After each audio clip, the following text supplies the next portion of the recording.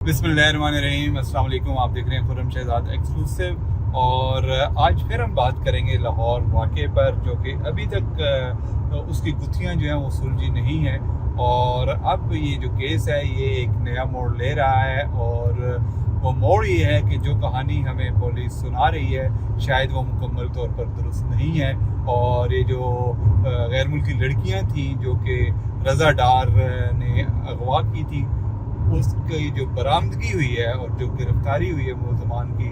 वो पुलिस की कोशिशों का ज़्यादा नतीजा नहीं है, वो किसी और वजह से हुई है। और वो बरामदगी किस वजह से हुई है, कैसे हुई है और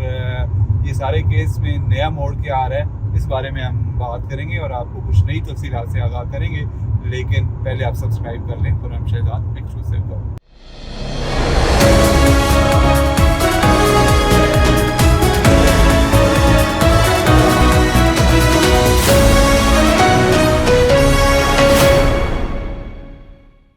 तो जनाब, कहानी कुछ ये है कि लाहौर पुलिस ने हमें ये बताया कि उनको जब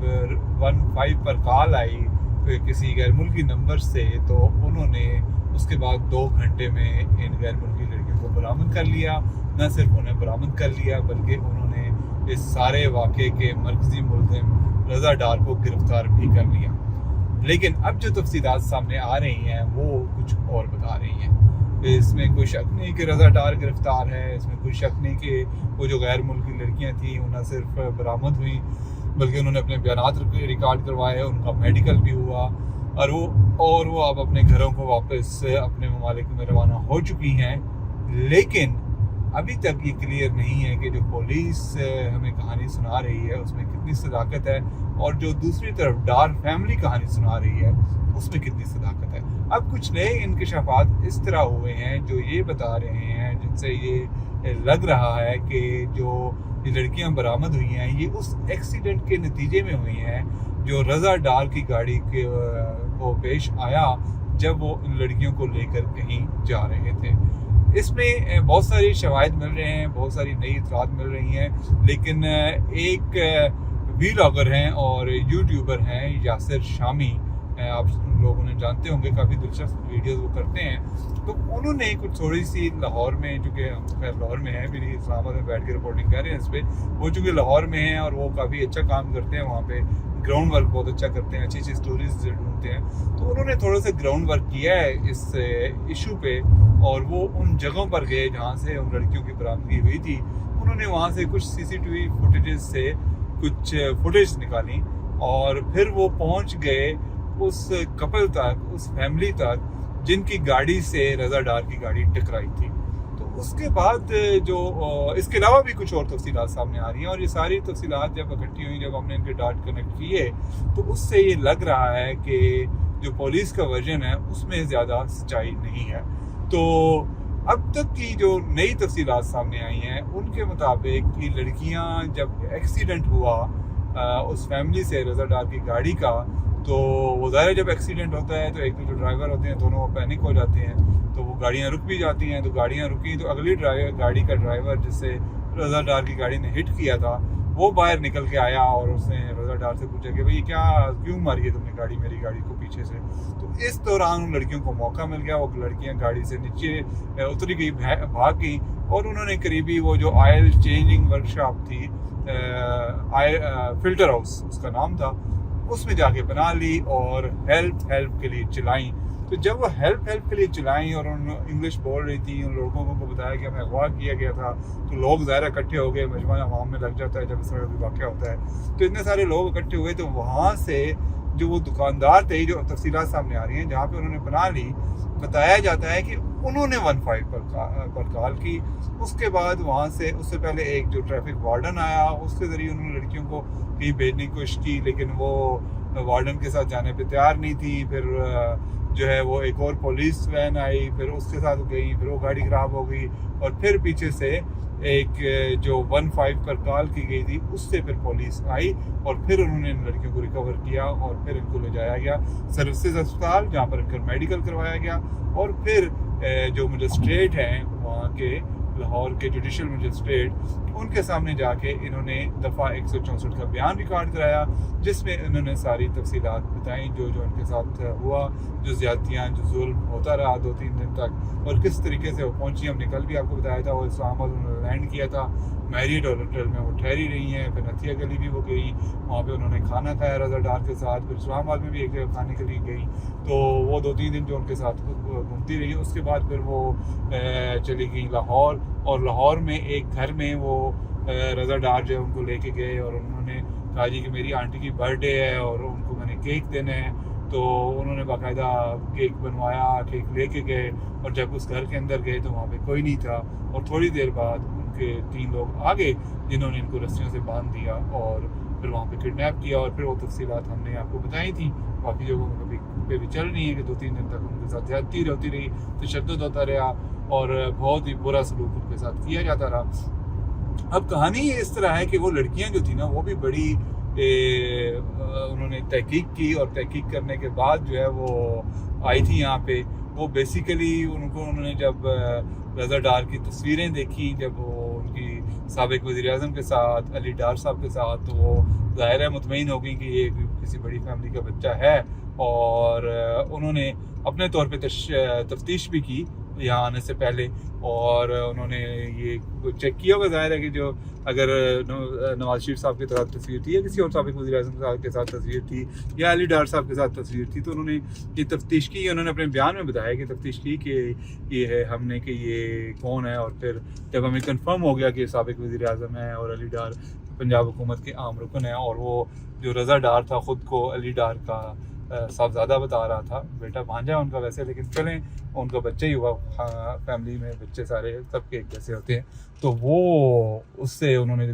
जब मुकम्मल तौर पर मुतमईन हुई तो उसके बाद वो पाकिस्तान आई। लेकिन पाकिस्तान आने से पहले भी जो उन्होंने, उनमें से एक खातून ने बयान में बताया है कि उन्होंने एक कोड वर्ड तय किया था अपनी फैमिली और दोस्तों के साथ मिलकर, और क्योंकि ज़ाहिर है पाकिस्तान का जो इमेज है बाहर वो तो अच्छा नहीं है, वैसे पाकिस्तान बहुत अच्छा मुल्क है, लेकिन अब इस वाक़े के बाद वो जो मनफी खबरें और प्रोपेगेंडा पाकिस्तान के खिलाफ किया जाता है, अब कम से कम ये 2 ख़वातीन और उनके ख़ानदान और दोस्त तो यही बताएंगे कि पाकिस्तान सेफ़ मुल्क नहीं है और कोई अच्छा मुल्क नहीं है। तो इस तरह का जो इम्प्रेशन था, तो उन ख़वातीन ने अपने तौर पर तैयारी कर रखी थी, उन्होंने एक कोड वर्ड भी रखा हुआ था। और फिर उन्होंने एक और अच्छा काम ये किया अकल वाला कि वो जिधर जिधर गई उसकी तस्वीरें लेके वो अपनी फैमिली को भेजती रहीं, और उन्होंने ये जो डार साहब की गाड़ी थी रज़ा डार की, उसकी भी तस्वीरें वगैरह लेके, तो स्टेफनी ने अपने वालिद को, गालिबन कार्लोस उनका नाम है, उनको भेज रखी थी, और जिन्होंने 15 पे कॉल भी की थी। फिर उन्होंने ये तस्वीरें वगैरह पंजाब पुलिस को दी, और पंजाब पुलिस ने अपनी कोशिश ज़रूर की केस को ढूंढने की और उन लड़कियों को तलाश करने की, लेकिन ये है कि एंड पे अल्टीमेटली जो उन लड़कियों की बाजियाबी हुई वो कोई पुलिस की कार्रवाई के नतीजे में नहीं हुई। ये अब तक के इतलात के मुताबिक जो नई चीज़ें सामने आ रही हैं उससे हमें लग रहा है कि वो पुलिस के छापे के नतीजे में नहीं हुई, कि वो जो उनकी गाड़ी रज़ा डार की गाड़ी का एक्सीडेंट हो गया था और वहाँ से वो लड़कियों को भागने में कामयाब हुई, और फिर पैनिक होकर जब उन्होंने शोर मचाया तो वहाँ से जो वहाँ मजमे में से या वो फिल्टर हाउस जो शॉप है जहाँ पे उन्होंने बना ली, उसके मालिक ने गालिबन 15 पर कॉल की, और वो जो पुलिस पार्टी गई उस 15 कॉल के नतीजे में तो उन्होंने इनको रिकवर किया। तो ये तो एक कहानी है। तो अब ये लड़कियों के बारे में बता रहा था कि इन्होंने सारी डिटेल जो है अपनी फैमिली को बताई हुई थी। फिर उसमें जब उन्होंने वो कॉल्स करती रही अपने वालिद को पैसों के लिए और वालदा को और जो कॉन्टैक्ट्स के उनको, तो उन्होंने भी गालिबन वहाँ इन कॉल्स की रिकॉर्डिंग की, और उसके बाद जो है वो इनको उन्होंने वो सारा मवाद जो है वो पुलिस के हवाले किया। तो अब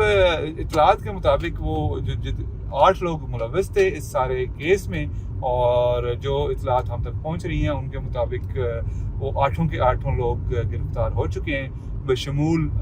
जनाब रज़ा डार साहब के, और जो एक बॉस का करैक्टर आ रहा था सामने वो भी कहा ये जा रहा है कि वो भी गिरफ्तार हो गया है। अब इसमें जो कार्रवाई है वो ये है कि लड़कियां तो अपने मुल्क में जा चुकी हैं और उन्होंने अपने बयान भी रिकॉर्ड करवा दिए हैं, और ये बताया गया है कि उन्होंने अपने वीडियो बयान भी रिकॉर्ड करवाए हैं और पुलिस से मुकम्मल वो राब्ते में हैं। और ये भी कहा जा रहा है कि ज़रूरत पड़ने पर उनको वीडियो लिंक पर भी बुलाया जा सकता है और वीडियो लिंक पर उनकी गवाही ली जा सकती है। उनके मेडिकल टेस्ट भी हो चुके हैं, और जो शवाहिद हमें बताए जा रहे हैं उनके मुताबिक ये पुलिस अपनी हद तक ये साबित कर चुकी है कि रज़ा डार इस केस का मरकजी मुलजिम है। अब अदालत में जाकर साबित होता है नहीं होता, वो एक बिल्कुल ही पाकिस्तान की अदालतों में आपको पता है कहानी अलग हो जाती है और बात बिल्कुल ही उलट हो जाती है, तो वो बात की बात है। लेकिन अभी तक पुलिस ने केस तकरीबन सॉल्व कर लिया है और रज़ा डार साहब को मरकजी मुलजिम जो है उन्होंने डिक्लेयर कर दिया है। लेकिन इसमें अब जो आगे चल के और जो अब केस के मुख्तलिफ पहलू सामने आ रहे हैं, केस के मुख्तलिफ नौइयत सामने आ रही है, वो ये कि ये तो कन्फर्म हो गया, शवाहिद सारे मिल गए कि रज़ा डार ने इन खवातीन को पाकिस्तान बुलाया, न सिर्फ पाकिस्तान बुलाया बल्कि उनको वीज़ा लगवा के दिया, उनको यहाँ से जितनी भी वो रिक्वायरमेंट्स होती हैं वो पूरी की, डॉक्यूमेंट्स उनके किए, उनको एयरपोर्ट से पिक किया, उनको मैरियट होटल में ठहराया इस्लामाबाद में, उनको नथिया गली घुमाते रहे, खाना खिलाते रहे, उनको लाहौर लेके गए और लाहौर में भी घुमाया और फिर एक जिस घर में उनको रखा गया था वहाँ लेके गए। ये सारी चीज़ें तो साबित हो गई हैं। ये साबित हो गया है कि वो अगवा बराए तावान के इसके मरकजी मुलज़िम है। उन्होंने इन लड़कियों को बुलाया, उन्होंने इन लड़कियों को अगवा किया और इन लड़कियों से पैसे निकलवाने की कोशिश करते रहे। अब उसके पीछे भी मैंने आपको कहानी बताई थी कि बेसिकली इनका जो क्रिप्टो का बिजनेस था उस हवाले से इनको मुलाकात हुई और उसमें कुछ इन्वेस्टमेंट की थी रज़ा डार ने, और वो गालिबन उनकी जो है रिटर्न था वो उनको मिल नहीं रहा था, तो उन्होंने इस तरीके से इन लड़कियों से पैसे निकलवाने की कोशिश की। लेकिन जो इस केस का दूसरा पहलू है वो ये है कि जो इन लड़कियों पर तशद्दुद हुआ और जो इन लड़कियों के साथ जिनसी ज्यादती हुई, वो अब इसमें उन्होंने अपने बयानात में लिखा है कि जो रज़ा डार था उस पर उन्होंने जिनसी ज्यादती का इल्ज़ाम नहीं लगाया और बज़ाहिर कोई तशद्दुद कभी उस तरह से धमकाने के ज़रूर उन्होंने बयानात दिए हैं, लेकिन जो है वो ज़्यादती के बारे में उन्होंने कोई ऐसी बात नहीं की, तशद्दुद के बारे में भी कोई ऐसी बात नज़र नहीं आई कि उन पर तशद्दुद का इल्ज़ाम हो। लेकिन मसला ये है कि जिन लोगों ने इन लड़कियों के साथ तशद्दुद किया, उनके साथ जिनसी ज़्यादती की और इसके अलावा उनके साथ बुरा सलूक किया, वो लोग भी गिरफ्तार ज़रूर हैं, लेकिन क्या वो ऐसा रज़ा डार के हुक्म पर करते रहे या वो खुद से करते रहे? अगर तो ये साबित हो जाए कि रज़ा डार के हुक्म पर उन्होंने ये सारे अवामिल किए, सारे जुर्म किए, तो फिर तो रज़ा डार इसमें भी फंसते हैं केस में। लेकिन अगर ये नहीं साबित हो कि उन्होंने उनके कहने पर किए, तो फिर ये क्या वो खुद जिम्मेदार हैं या उसमें भी रज़ा डार जिम्मेदार हैं? क्योंकि ज़ाहिर है ये सारा ड्रामा, सारा खेल तो रज़ा डार का रचाया हुआ है। उन्होंने उन लड़कियों को बुलाया यहाँ पे, उन्होंने अगवा करवाया। तो ये अभी कुछ सवालात बाकी हैं इस केस में और वक्त के साथ साथ उनके जवाब भी सामने आएंगे। लेकिन ये ज़रूर है कि जो डार फैमिली है वो उन्होंने पहले जो स्टेटमेंट दी उसके मुताबिक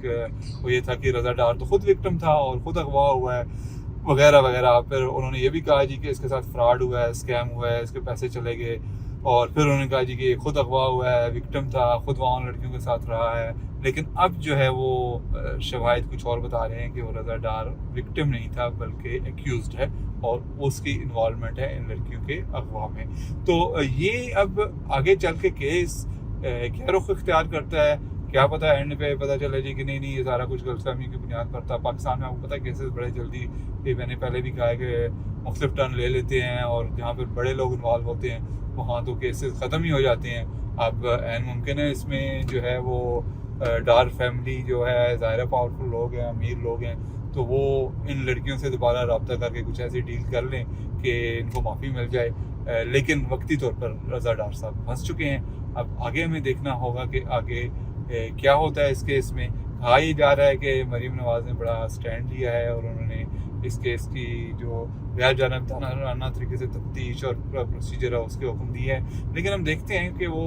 इन खबरों में कितनी सदाकत है और आगे चलकर क्या होगा। इसमें थोड़ा वक्त लगेगा लेकिन चीज़ें सामने आ जाएंगी। लेकिन इतना कुछ सामने आने के बावजूद ये केस अभी भी